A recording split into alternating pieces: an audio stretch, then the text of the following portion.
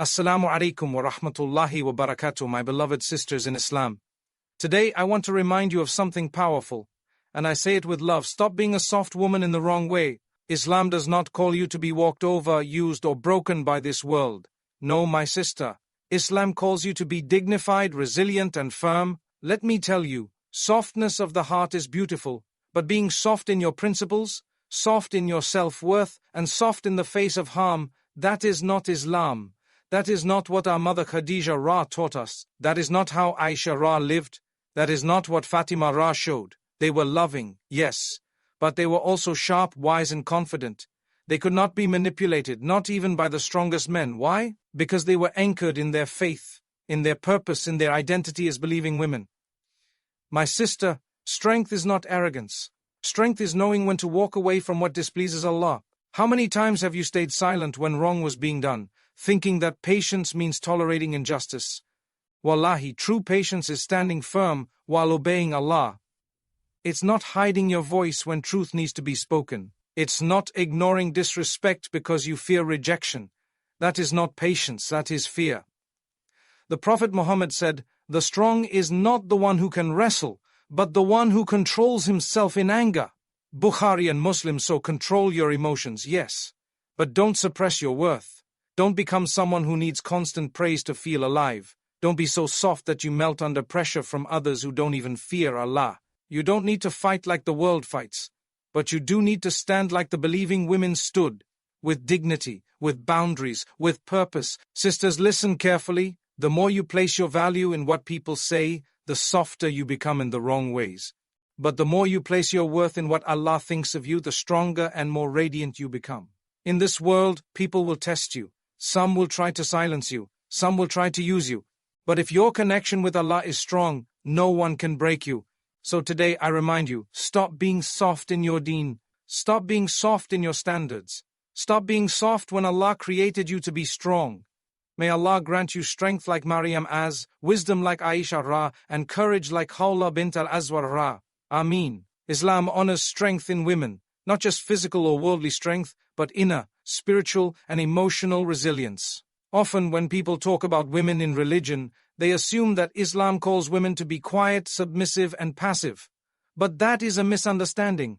Islam dignifies the woman who knows her worth, who stands for truth, who does not compromise her principles, and who does not allow herself to be used, manipulated, or broken down by society. The idea that a righteous Muslim woman is someone who always agrees, who never speaks up, and who sacrifices her dignity for the sake of others, that is not Islamic, that is cultural, and there's a big difference. When we look at the women honored by Allah in the Quran and in the life of the Prophet Muhammad, we see examples of incredible strength. Khadija Ra, the first believer in Islam, was not soft in the wrong way. She was a successful businesswoman, independent, decisive, and respected. She supported the Prophet not just with her wealth, but with her wisdom. She didn't hesitate to reassure him when he came down from the cave after the first revelation, terrified and unsure. She said with clarity, "Allah will never disgrace you." That was strength. That was confidence rooted in faith. Take Aisha Ra. Her knowledge shaped the Ummah. She narrated thousands of hadith, corrected companions when they made mistakes, and was consulted on major matters of religion. Would you call that soft? No, that was firmness and clarity in religion. Her mind was sharp, her tongue was confident, but always grounded in faith. Islam never said women should be weak. In fact, the believing woman is called a fortress of honor and integrity, and a fortress is not soft. A fortress does not collapse under pressure. A fortress protects.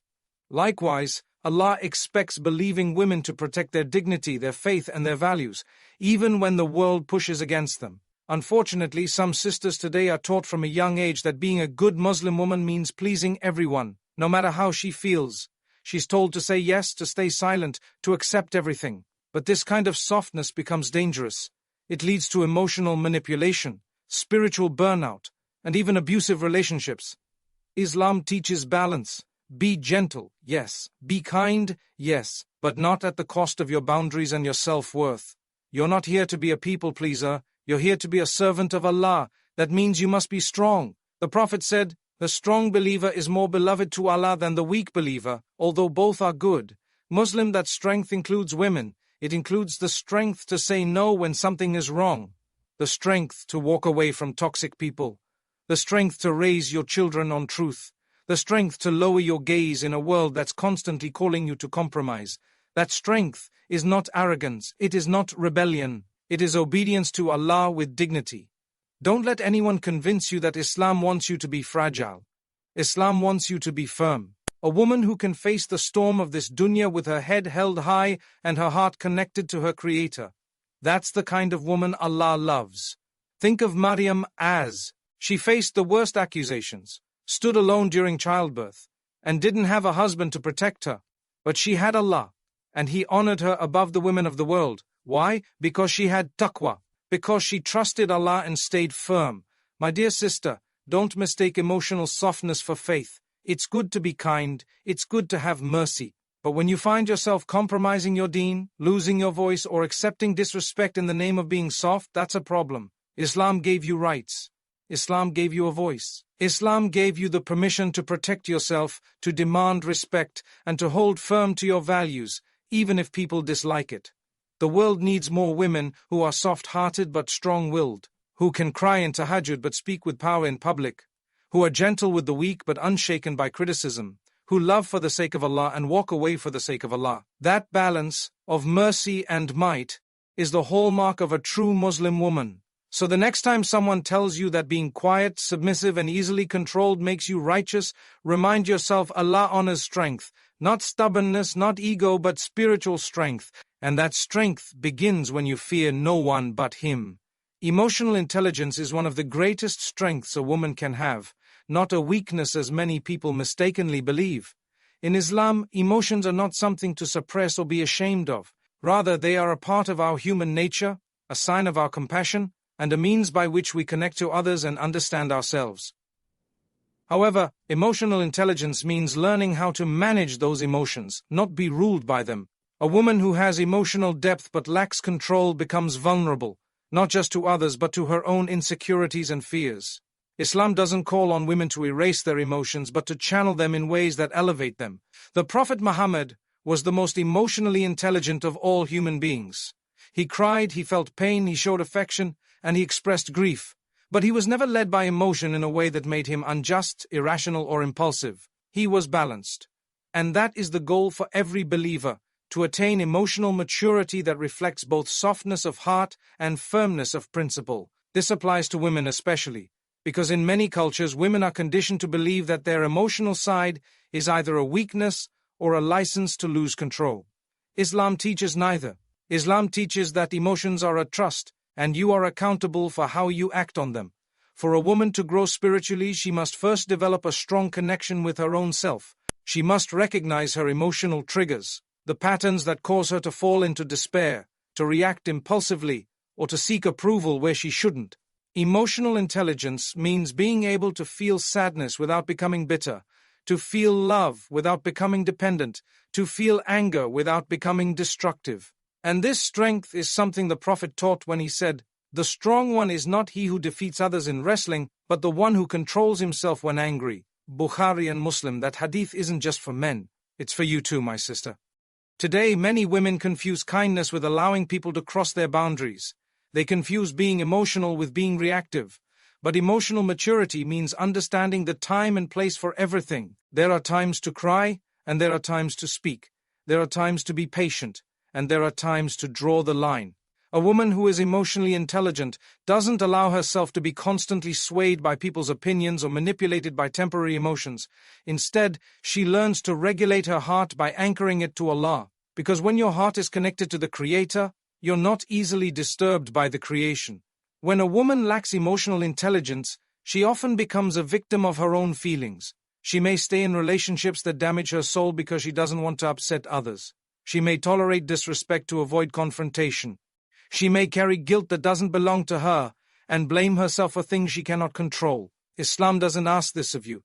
Islam calls you to self-awareness and personal strength. The Prophet said, "Whoever knows himself knows his Lord." Part of knowing yourself is being honest about your emotions, not running from them, but understanding them and using them to become closer to Allah. Emotional intelligence also means having the wisdom to respond, not react. When someone insults you, you don't need to prove your worth to them. You prove your worth by remaining composed, dignified and trusting that Allah will handle what you cannot. A woman who is quick to react to every word, every criticism, every rejection, becomes exhausted and confused. But a woman who trains her soul to stay calm, to seek Allah first before responding, becomes powerful in her silence and wise in her speech. This kind of strength doesn't come from books alone. It comes from life, from prayer, from tears shed in the middle of the night, and from a conscious effort to please Allah more than people. Emotional intelligence is not about hiding pain. It's about learning to carry that pain with grace, to transform wounds into wisdom, and to use every hardship as a means of elevation. In a world that often praises emotional numbness or impulsive outbursts, Islam teaches something more noble: balance. You are allowed to feel deeply. You are allowed to cry. You are allowed to be affected by life. But you are not meant to drown in those feelings. You are meant to rise above them, grow from them, and let them bring you closer to your Lord. So, my dear sister, do not let anyone convince you that your emotional side makes you weak. What makes you weak is being ruled by emotions you haven't understood. What makes you strong is the ability to feel with depth but respond with wisdom. That is emotional intelligence. And that, in the sight of Allah, is real strength. Many women today confuse sabr, patience, with staying silent in the face of injustice. They believe that tolerating harmful behavior, enduring toxic environments, and never speaking up for themselves is part of being a good Muslim woman. But that's not sabr. That's not what Islam teaches. True patience is not passive. It is not weak. It is not silent when silence allows harm to continue. In Islam, sabr is strength. It is the ability to endure with dignity, to respond to hardship with action rooted in faith, and to stand firm in truth even when it's difficult. There is no virtue in allowing yourself to be mistreated in the name of patience. Allah does not call upon His believing servants to be doormats. He commands them to stand for justice, even if it is against themselves or their loved ones. In Surah An-Nisa, Allah says, "Sent, O you who have believed, be persistently standing firm in justice, witnesses for Allah, even if it be against yourselves or parents or relatives." Quran 4:13-5. This verse applies to everyone, men and women. Islam does not differentiate between the moral responsibility of each believer when it comes to standing for what is right. So why are so many women taught that they must tolerate oppression for the sake of peace? That is not Islam. That is a misunderstanding of what sabr truly means. There is a reason why Islam forbids zulm, injustice in all its forms. Whether it is done by a ruler, a spouse, a parent, or a friend, zulm is something Allah Himself has declared forbidden. The Prophet said in a hadith Qudsi, "O my servants, I have forbidden injustice for myself and have made it forbidden among you, so do not oppress one another." Muslim. If Allah forbade injustice even upon Himself, how can we think that enduring injustice is somehow noble? Yes, there are times when we are tested, times when patience is necessary. But patience is not the same as silence. For example, when you are being wronged and you continue to make dua, take action and protect your dignity, that is sabr. But when you allow someone to keep harming you, disrespecting you, and you do nothing to stop it, thinking that this is your religious duty, that is not sabr, that is self-neglect. Islam never encourages you to neglect yourself. The Prophet said, there should be neither harming nor reciprocating harm. Ibn Majah, this hadith is a foundational principle in Islamic ethics. It tells us that both harming others and allowing harm to continue are against the spirit of Islam. So if you are in a situation where you are constantly being mistreated, whether emotionally, physically, or verbally, and you remain in that situation believing it is part of your faith to do so, you need to re-evaluate. Islam commands you to protect your dignity and your heart. Look at how the Prophet treated women. He never allowed their voices to be silenced. Women came to him with their complaints, their questions, and their concerns. And he listened. He didn't tell them, "Be patient and remain silent." He addressed their pain. When one woman came to complain about her husband's harsh behavior in Surah Al-Mujadilah, Allah revealed verses acknowledging her pain and injustice. Indeed, Allah has heard the statement of the woman who argues with you, O Muhammad, concerning her husband. Quran 58:1. If Allah heard her voice from above the heavens, how can we tell women today to stay silent? We must understand that sabr is an active process. It involves spiritual effort, emotional control, and wise action. It doesn't mean allowing someone to abuse your kindness or take advantage of your loyalty. If someone is harming you, you have every right, according to the Sharia, to defend yourself, to speak out, and to seek change. That does not make you rebellious. That makes you strong. That makes you a believer who understands the value Allah has given her. When a woman stops confusing silence with piety, she begins to live Islam the way it was meant to be lived, with confidence, with strength, and with balance. You can be a woman of sabr and still walk away from what breaks you. You can be patient and still protect your peace. Islam is not a religion that calls you to suffer quietly. It calls you to stand with dignity, to speak with wisdom, and to act with courage. So, dear sister, do not think your worth is in how much pain you can endure. Your worth is in how much faith you carry through that pain and how you use that faith to rise, protect yourself, and do what pleases Allah. True sabr is standing firm, not lying down. When we look into the lives of the greatest women in Islamic history, we do not find fragile, passive, or overly dependent personalities. What we see are examples of strength, wisdom, and courage. Women who were bold in their decisions, firm in their faith, and impactful in their communities. Islam has never asked women to be silent shadows in the background. On the contrary, it gave them a voice, rights, and roles of influence. The idea that a woman must be soft to the point of silence, or gentle to the point of being ignored, is not only un-Islamic, it is unjust. Consider Khadija bint Khuwaylid Ra, the first wife of the Prophet Muhammad. She was not just a wife, she was a powerful, wealthy businesswoman, known for her intelligence and integrity. She was so respected in Mecca that men would seek her out to do business with her. She proposed marriage to the Prophet based on his character, not societal expectations.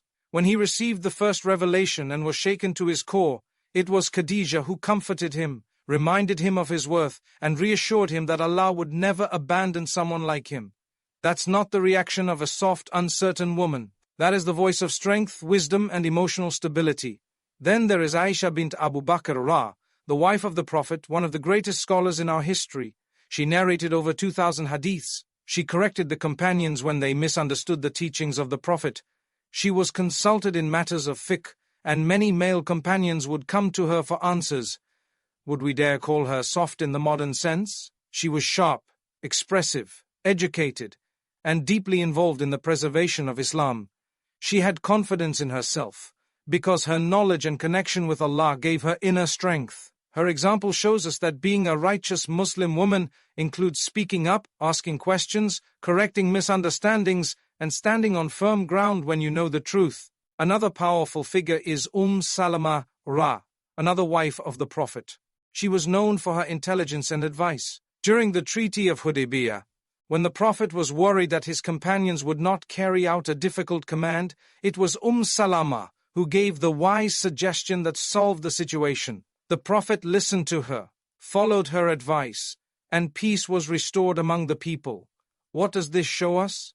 That women's wisdom is not just tolerated in Islam, it is honored. Their contributions are not hidden, they are part of our legacy. Then we have Nusayba bint Ka'ab Ra, a warrior who fought in the Battle of Uhud alongside the Prophet. She took up a sword and shield, defended the Prophet when many had fled, and sustained multiple wounds in doing so. She was praised by the Prophet for her bravery. If Islam wanted women to be soft in the way that makes them incapable of strength, how do we explain the presence of a woman like Nusayba, whose actions were honored, not condemned?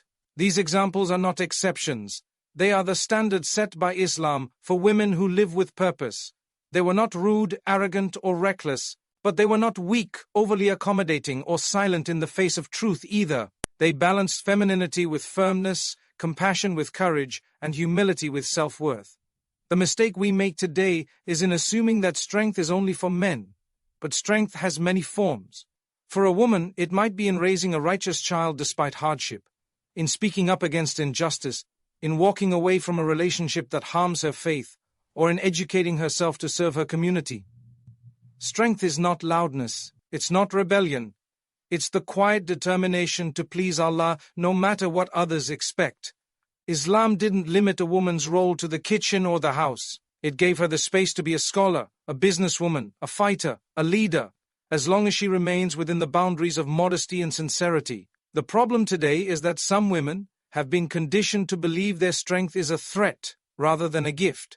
But when used for good, a woman's strength becomes a light for herself and for those around her. So if you are a woman who wants to follow the path of the righteous, don't limit yourself to someone else's narrow definition of softness.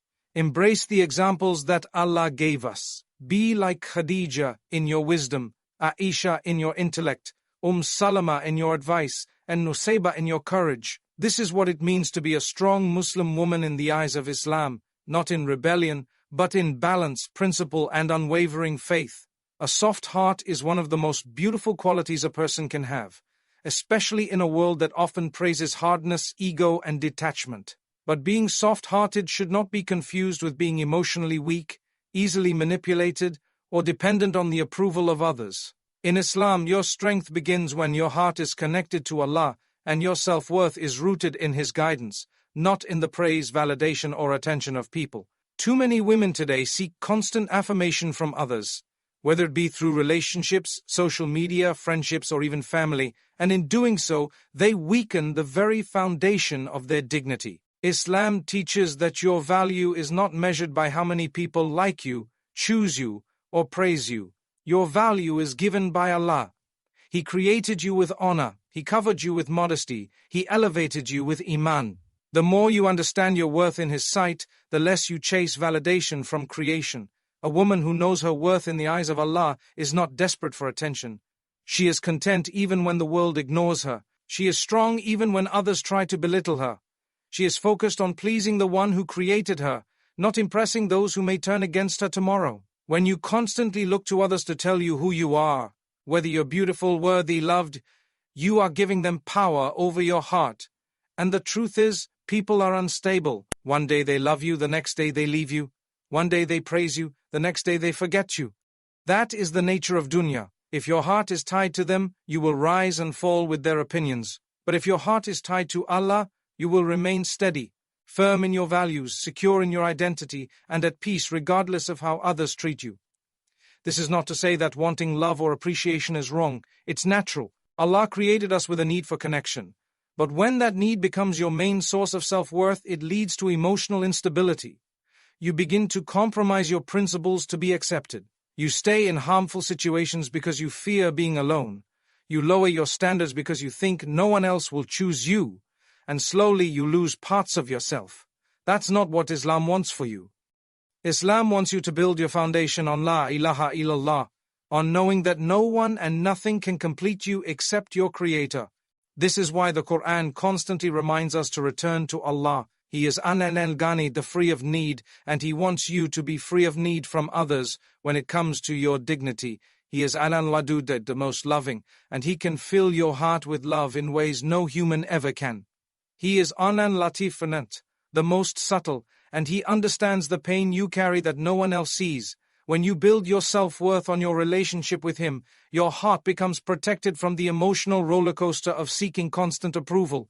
A woman who relies too much on others for emotional fulfillment becomes vulnerable to disappointment, heartbreak, and spiritual emptiness. But a woman who builds her inner world through prayer, reflection, and obedience to Allah gains a sense of stability that no one can take from her.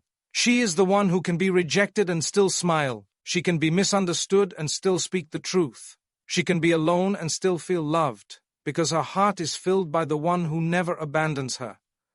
Don't let society convince you that your value comes from how many people are drawn to you. Don't let your emotions be controlled by likes, messages, or compliments. You are more than someone's attention. You are more than someone's approval. You are a servant of the Most Merciful, and He has given you a role, a purpose, and a place that no one else can fill. Strength is not in shutting off your emotions, nor in becoming cold and indifferent. True strength is being soft-hearted, but not needy. It's being emotionally aware, but spiritually anchored. This world will try to define you in 1,000 different ways, but the only definition that matters is the one Allah gives you. And He says in the Quran, indeed, the most noble of you in the sight of Allah is the one with the most taqwa. Quran 4:9-13. Taqwa, God consciousness, is what makes you valuable. Not your beauty, not your popularity, not your relationship status. So focus on building your heart from the inside. Cleanse it with dhikr. Strengthen it with dua. nourish it with Quran, and protect it with tawakkul. When your heart belongs to Allah, you no longer fear losing people, because you know the one who never leaves is enough. That is the kind of strength Islam wants for you, not hardness, not ego, but a soft heart protected by a strong soul.